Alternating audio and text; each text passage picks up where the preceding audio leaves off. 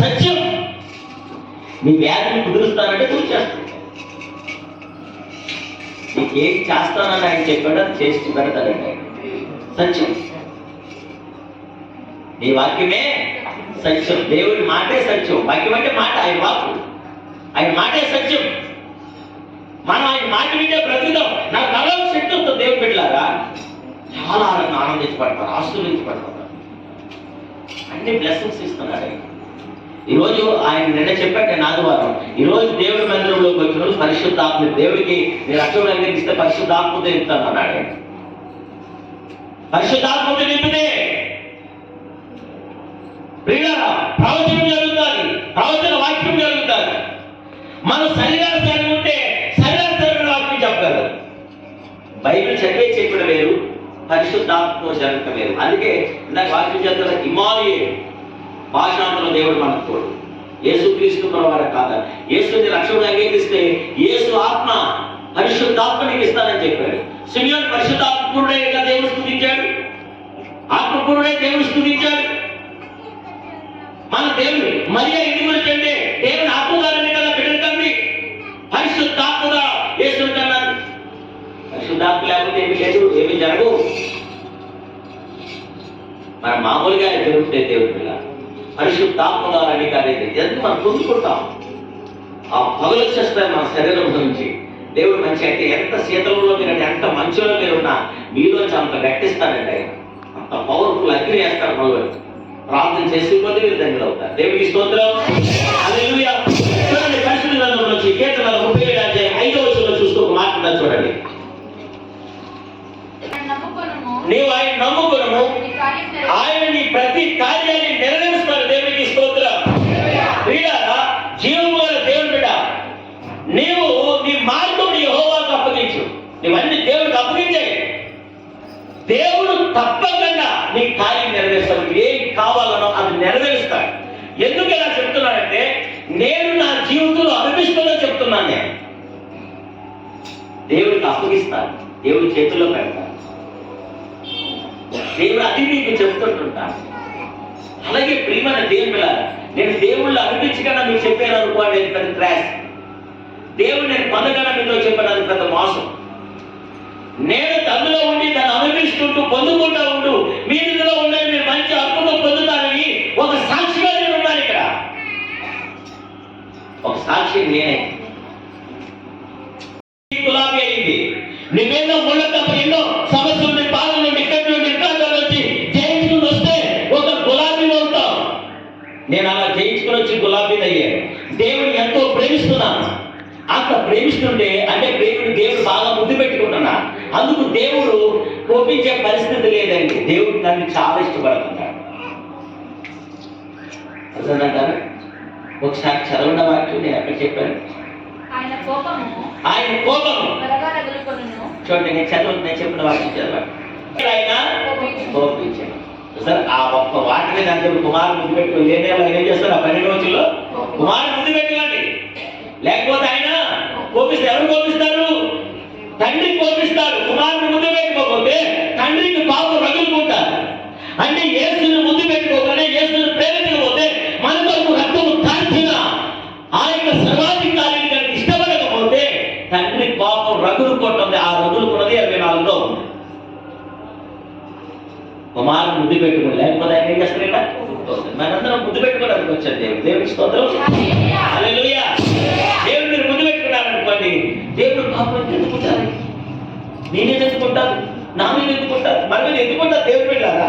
నీ మీద పాపుంటే ఇంకా ముద్దు పెట్టుకున్నారు కూడా పాపడ్డాడు అనుకోండి, ఆయన దేవుడు అని చెప్పగలవు తప్పుడు. అలాగే వారి కాదు, నువ్వు చేసిన దానికి వారిని కింది వచ్చి ప్రతిఫలం ఇస్తానని ప్రార్థనలో ఖరాఖండిగా రాయించాడు ఆయన. దేవుడు మనల్ని చాలా లెక్కల్లో చూస్తాడండి. దేవుడు అభివృద్ధులన్నీ చూస్తూ ఉంటాడు ఆయన. అలా జరగకపోతే దేవుడు బిడ్డలారా చాలా మనం నష్టపోతుంది. అలా ఉండదు. ఒక ఖండుడిగా మార్చబడి నేను వచ్చి దేవుడు నా మైండ్ కొరకు 23 సంవత్సరాలుగా నాన్ స్టాప్ గా వాడబడుతున్నాను. నేను ఇదివరకునే క్రిస్మస్ తెలిస్తే అప్పట్లో చూడండి ఎంత అసలు ఎక్కడ మీరు కనీసం నాకు 5 గంటలు 6 గంటలు కూడా తెలియదు కాదు.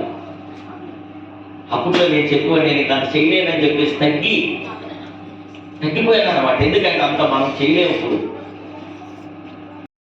సంతోషం అంటుంటాం, నిజంగా సంతోషం ఉండట్లేదు. లేదు, దేవుడు తప్పక మీ హృదయంలో సంతోషాన్ని ఇవ్వగల గొప్ప దేవుడే, గొప్ప దేవుడే. ఎందుకు వచ్చాడు అనేది తెలియాలి. ఆయన వచ్చాడు, ఆయన పుట్టాడు అనే మాట మీకు ఒకటో చెప్పాను. ఎందుకు వచ్చండి? సత్యం గురించి సాక్షి ఉండడానికి ఆయన వచ్చాడు, ఆయన పుట్టాడు. ఇక్కడ ఎందుకు వచ్చాడు అనే మాట వచ్చి హృదయం నుండి సంతోషం ఉండడానికి వచ్చాడు. దేవుడికి స్తోత్రం చెప్పండి. ఏం కాదు మీకు అందరికీ చెప్పండి, కావాలి కదా అందరికీ. సంతోషం అంటే ఏంటో తెలుసా? నీకు ఒక బిడ్డ లేదనుకో, బిడ్డను ప్రవహించాడనుకో సంతోషం వస్తుందా రాదా? ఆరోగ్యం లేదనుకో, ఆరోగ్యం వచ్చిందని సంతోషం వస్తుందా రాదా? అవే కదా. ఇల్లు లేదనుకో, ఇల్లు వచ్చిందనుకో సంతోషం వస్తుందా రాదా? వస్తుందా రాదా? అలాగే మీకు ఏదైనా ఒక ఈవు కావాలని లేదనుకో సంతోషం వస్తుందా రాదా? వస్తారు. మీ షుగర్ కనుక నార్మల్ స్వీట్ వేసినా పర్వాలేదు అన్నారనుకో సంతోషం వస్తుంది రాదు? వస్తారు. చెప్పడం కదా, అవుతూ చెప్పండి. క్రిస్మస్ అంటే సంతోషం.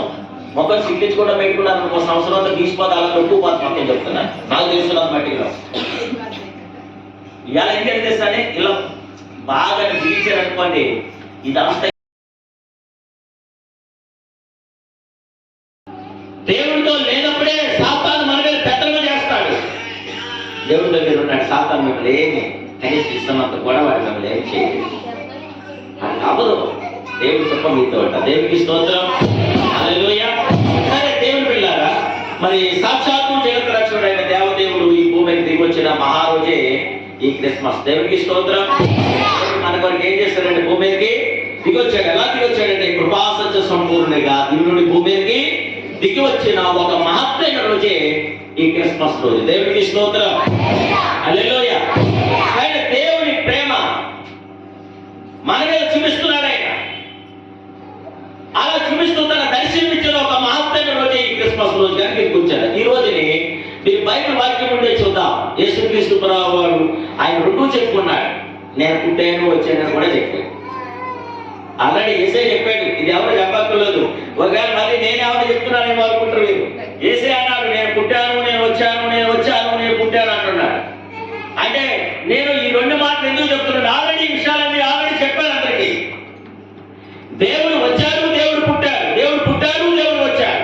ఈ రెండు విషయాలు చెప్పాను. అంటే దేవుణ్ణి ఎరగినటువంటి వారికి దేవుడు పుట్టాడు, దేవుడు ఎరిగినటువంటి వారికి దేవుడు వచ్చాడు. ఈ రెండు విషయాలు ఉంటే బైబిల్ నొక్కి మొత్తానికి శ్రేష్టంగా చెప్తుంది. చూడండి, యోహాను సువార్తలో చెప్పాడు. చూడండి అన్నమాట. యోహాను సువార్త 18వ అధ్యాయం 37-38 వచనాల్లో ఆయన ఎలా మాట్లాడేసుకుంటున్నాడు చూడండి. అందుకు పిలాతు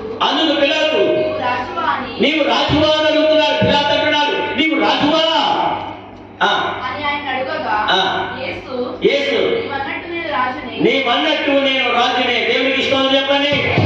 అది మాట లేదు. ఎక్కడ ఆయన ఎందుకు అంటే ఏ మూల దాగుంటారు బాబాడని చెప్తున్నాడు. రాజు అడుగుతున్నాడు, నీవు రాజువా, నువ్వు వెళ్తావా? అవును, నువ్వు అన్నట్టే, నేనే రాజుని. నువ్వు రాజు కాదు, నువ్వు కొత్త రాజువు. నేను యావత్ ప్రపంచానికి సృష్టికర్తను నాకు ఇచ్చేవాడా అని చెప్తున్నాను. నేనే రాజుని, నీవన్నట్టే.